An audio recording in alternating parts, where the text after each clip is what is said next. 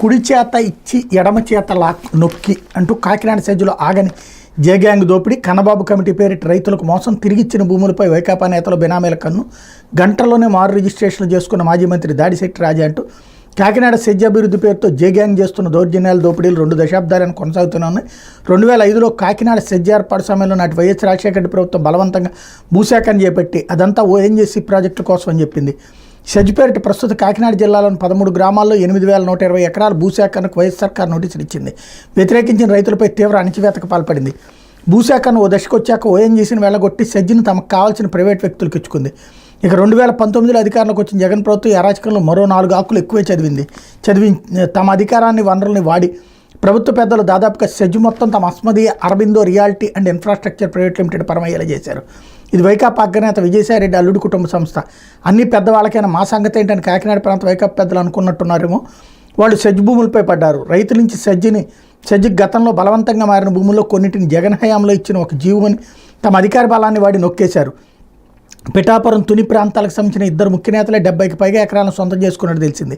వీటిలో ఎక్కువ భాగం బెనామీ పేర్లతో సేకరించారు. పనిలో పనిగా కొందరు చిన్న నాయకులు తమ శక్తి మేరకు భూములు కొట్టేశారు. జగన్ ప్రభుత్వంలో మంత్రిగా ఉన్న దాడిశెట్టి రాజా స్వయంగానే కాకుండా తన మామ పేరు మీద కూడా కొన్ని భూములు లాగేశారు. ఇందుకు సంబంధించిన పత్రాలను ఈనాడు, ఈటీవీ సంపాదించిన 2005లో భూసేకరణ నోటీసులు అందుకున్న రైతుల్లో 2,180 ఎకరాల యజమానులు ప్రభుత్వానికి లొంగకుండా సుదీర్ఘంగా పోరాడుతున్నారు. ప్రతిపక్ష నేతగా జగన్ పిఠాపురం నియోజకవర్గంలో ప్రచారానికి వచ్చినప్పుడు రైతులకు హామీ ఇచ్చారు. అధికారంలోకి వచ్చి రైతులతో కూడిన కమిటీ వేసి సెజ్ రైతుల ముఖాల్లో నవ్వులు చిందేలా చేస్తానన్నారు. 2020 జనవరిలో అప్పటి మంత్రి కురసాల కన్నబాబు చైర్మన్గా ఒక కమిటీని అయితే వేశారు. కానీ జగన్ హామీ ఇచ్చినట్టు అందులో రైతు ప్రతినిధులకు స్థానం కల్పించారు. 4 అధికారులు సెజ్ కంపెనీ ప్రతినిధి సభ్యులుగా కమిటీ ఏర్పాటైంది.